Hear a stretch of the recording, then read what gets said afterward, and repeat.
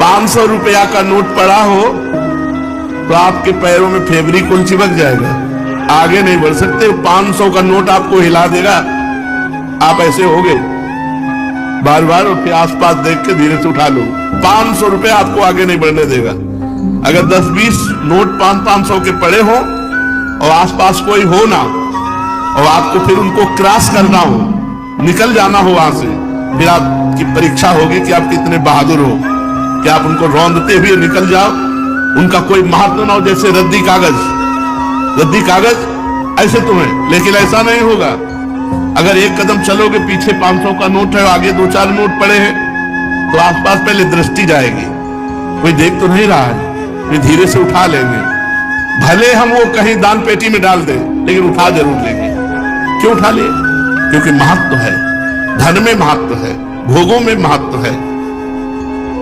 तो ये कहने की बात अलग है कि अरे भाई हमें स्वर्ग के सुख नहीं चाहिए, हमें मोक्ष नहीं चाहिए, हमें प्रेम चाहिए। हम तो ठुकरा देते हैं स्वर्ग के सुखों को, मोक्ष को ठुकरा देते हैं, और 500 का नोट ठुकरा के आगे नहीं बढ़ सकते हैं। अगर गुलाब जामुन और मिठाई की बात आ जाए तो मुंह में पानी आ जाएगा, और ठुकरा देते हैं मोक्ष, ब्रह्मानंद। ये सब कहने की बातें हैं। स्वर्ग के दिव्य दिव्य भोगों को ठुकरा सके ऐसा भगवत प्रेमी महात्मा ही केवल होता है। नहीं, एक अप्सरा उतर आती है तो बड़े बड़े ऋषि मुनि जो है ना भ्रष्ट हो जाते हैं, अपनी स्थिति से गिर जाते हैं। और मोक्ष सुख तो बहुत बड़ा सुख है, भगवान के प्रेमी जन उसे ठुकरा देते हैं। मोक्ष सुख को अगर कोई ठुकरा पाया तो भगवत प्रेमी महात्मा, जो अभी स्वर्ग के सुख जानते नहीं।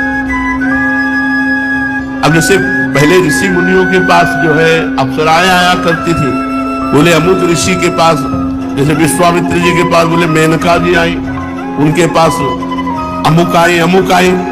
अब नहीं आती है, जरूरत नहीं।